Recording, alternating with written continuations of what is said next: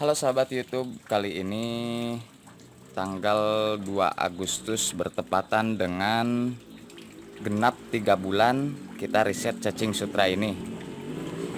Untuk riset cacing sutra ini ya, saya sudah membuat beberapa catatan ya untuk kesimpulan. Untuk cacing sutra riset kali ini, saya sudah mempunyai beberapa catatan penting hasil dari riset selama 3 bulan ini ya. Oke, untuk data awal yaitu yang pertama, cacing sutra dibudidayakan dengan menggunakan rat bertingkat ya. Seperti video sebelumnya kita telah membuat rat dari struktur baja ringan ya. Itu untuk data awal. Terus data yang keduanya yaitu wadah yang digunakan terbuat dari kayu, sistem nampan bersusun dengan pengairan 1 kran ya. Ini bisa dilihat hanya 1 kran ya, 1 kran mengalir, terus sistem spiral ya, ke bawah mengalir. Oke, untuk data yang berikutnya, kedalaman nampan 7-10 cm tanpa media lumpur. Jadi riset kali ini kita di sini tidak menggunakan lumpur sahabat. Adapun ini ya, ini bukan lumpur, ini pakan dan campuran dari kotoran ikan lele ya di bawahnya. Kotoran ikan lele yang mana air yang mengalir itu kita gunakan dari kolam ya, kolam pembesaran lele. Oke, untuk data berikutnya yaitu pakan yang diberikan adalah ampas tahu secara langsung ya, tanpa perlakuan fermentasi ya. Kita berikan ampas tahu yang mana menjadi faktor utama untuk pakan. Untuk indukan ya, berikutnya yaitu untuk indukan cacing sutra yang ditebar yaitu sebanyak 1/3 gelas ya. Bisa dilihat di video sebelumnya pada pembuatan rangka video kedua ya. Kita tanam di sana untuk casut itu hanya 3/4 gelas. Oke, untuk data berikutnya, pemberian pakan dilakukan 2 hari sekali atau 3 kali dalam 1 minggu ya. Jadi cukup hemat untuk pakan, cukup hemat, tidak sulit karena kita memberikannya secara langsung. Untuk berikutnya itu ya data awal.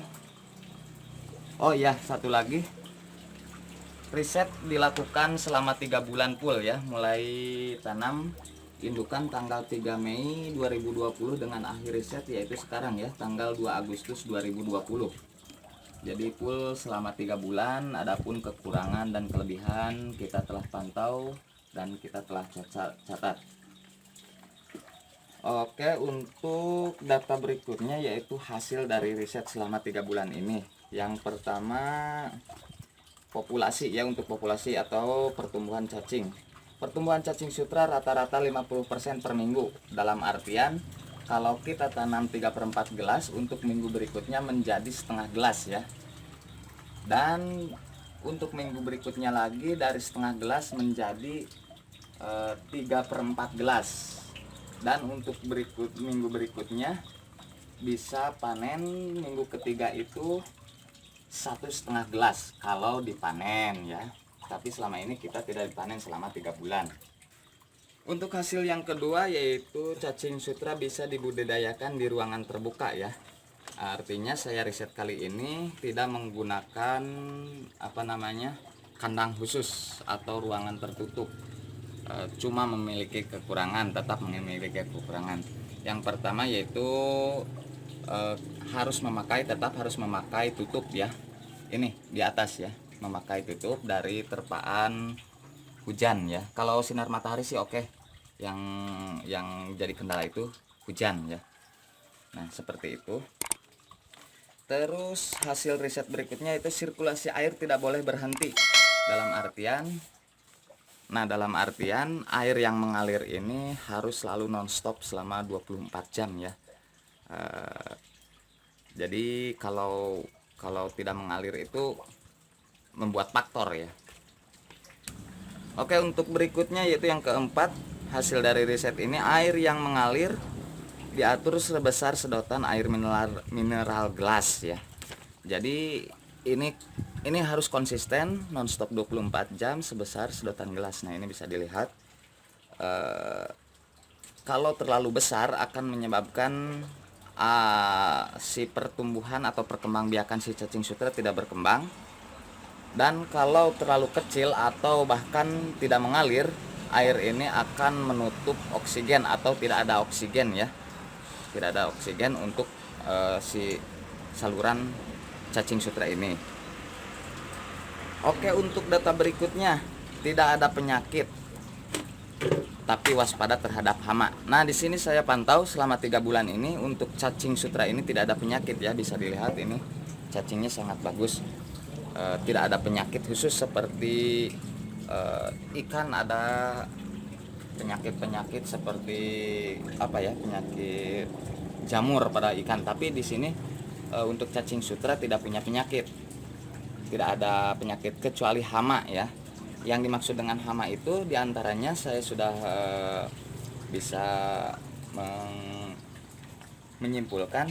Yang pertama itu ada ular, bahkan ikan kalau di ruangan bukan di rak ya, atau keong, juga katak, tikus, biawak, cicak juga itu menjadi hama ya. Yang paling sulit ditangani itu tikus ya. Tikus sangat sulit untuk ditangani. Untuk kesimpulan berikutnya, cacing sutra bisa dipanen di usia 2,5 bulan. Artinya di usia 2,5 bulan si cacing sudah bisa dipanen. Tapi untuk pertumbuhan, untuk riset kali ini memang tidak dipanen ya. Berikutnya, ketahanan cacing sutra tanpa air mengalir sangat lemah. Jadi tidak sama dengan hasil cacing sutra dari tangkapan alam. Tidak sama dengan hasil tangkapan alam, karena tangkapan alam itu daya tahan untuk cacing sutra itu bagus ya. Untuk cacing yang ini sangat lemah.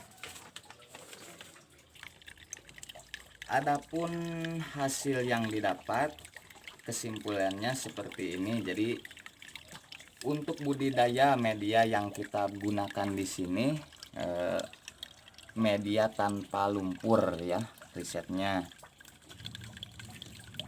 mendapatkan hasil kesimpulan jika media tanpa lumpur untuk budidaya cacing sutra ini, maka si cacing rentan kematian ya, sangat rentan ketika air tidak mengalir atau kecil. Ini sangat rentan sekali, sangat rentan untuk kematian, karena memang pasokan oksigen untuk si cacing ini sedikit ya. Nah, itu untuk sistem drainase yang mengalir seperti ini. Saya kan risetnya mengalir, berbeda dengan sistem air dijatuhkan atau cipratan. Jadi hasilnya pasti akan berbeda. Oke, untuk pakan ya. Untuk berikutnya, kekurangan dari pembudidayaan cacing tanpa lumpur ini, si cacing sulit berkembang biak di kedalaman air di atas 7 cm ya. Ini sulit berkembang biak. Kenapa? Karena memang anakan cacing sutra itu biasanya jarang berkembang biak di dalam air ya. Jadi seperti ini tidak ada lumpur ya, di kedalaman lumpur. Jadi berkembang biaknya itu justru di permukaan air ya. Jadi untuk kedalaman air, untuk riset tanpa lumpur ini jelas-jelas belum sempurna ya. Terus yang berikutnya yaitu jika tidak memakai lumpur, riset kali ini ya, jika tidak memakai lumpur, pembudidayaan cacing sutra ini jika ada pakan yang berlebih atau tidak dimakan oleh cacing sutra, maka si pakan itu sendiri akan mengapung ya, seperti yang ini ya, yang rak nomor berapa ini, nomor 4. Lihat, ini pakan tidak termakan. Di sini mengapung, bisa dilihat. Nah, ini mengapung, dan si cacing sutra pun terbawa mengapung seperti ini. terbawa mengapung dan akan terbawa arus hingga terbuang ya, seperti itu. Itu kelemahan-kelemahan pembudidayaan cacing sutra tanpa lumpur. Tapi adapun demikian, ada kelebihannya, yaitu si cacing sutra bisa dipanen sangat mudah dibersihkan ya, karena memang dasarnya sudah bersih, tidak sekotor yang memakai media lumpur. Oke, seperti itu sahabat hasil dari riset kali ini. Cuma untuk kedepannya mudah-mudahan kita diberikan rezeki yang lebih. Kita akan membuat riset lagi ya, dengan data awal yang berbeda ya. Kita akan memakai lumpur tapi tidak menanam indukan. Apakah bisa? Nah, dukung terus channel saya karena memang saya juga untuk riset ini membutuhkan biaya ya, tidak sedikit. Ngomong masalah biaya ya, untuk satu kali pembuatan rak cacing sutra ini ya sekitar 1 juta habis lah untuk satu kali riset itu. Jadi kita harus menyisihkan dana lebih untuk membuat riset-riset berikutnya. Nah,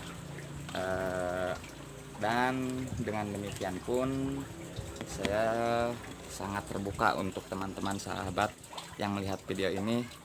Pasti ada yang pernah membudidayakan cacing sutra dan sudah mempunyai ilmu yang berlebih, ilmu yang cukup. Tolong komentarnya ya di bawah, kekurangan apa yang saya perlakukan untuk cacing sutra ini.